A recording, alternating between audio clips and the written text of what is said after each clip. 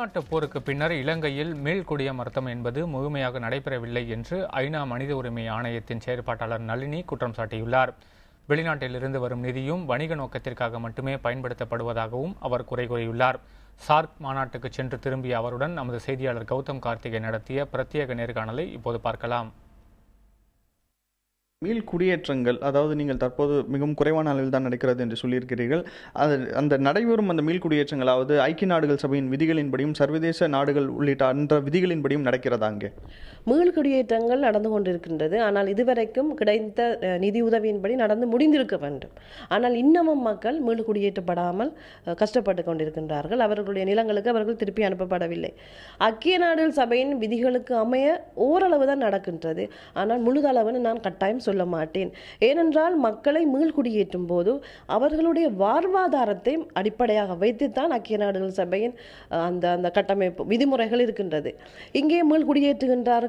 வாழ்வாதாரத்துக்கு எந்த விதமான ஒரு வழியும் இல்லாத நிலையில் முக்கியமாக பாதிக்கப்படுவது இந்த பெண்களாக இருக்கின்றார்கள். என்ன ஒரு வேலையை செய்யும் போது கட்டாயம் மீள் குடியேற்றும் போது பலவற்றை கவனிக்க வேண்டும்.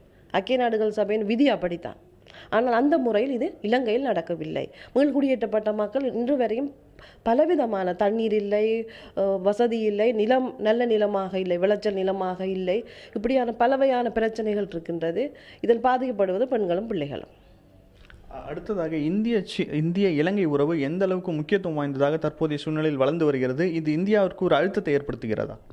கட்டாயமாக இலங்கை இந்தியாவிலும் இந்தியா இலங்கையிலும் தங்கியிருக்கின்றது. இது ஒரு பிராந்திய அரசியல்.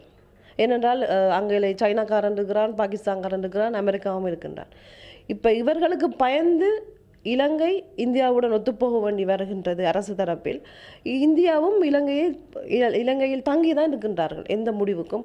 அது மட்டுமல்ல, அந்நிய முதலீடுகள் இந்தியாவும் சைனாவும் இலங்கையில் பாரிய அளவில் முதலீடுகளை செய்கின்றார்கள். உதாரணமாக சொல்லப்போனால் சாம்பூர் நிலம் ஒரு ஹை செக்யூரிட்டி ஜோன், பாதுகாப்பு வலயம், அங்கே குடியமர்த்தப்பட முடியாது என்று சொன்னார்கள்.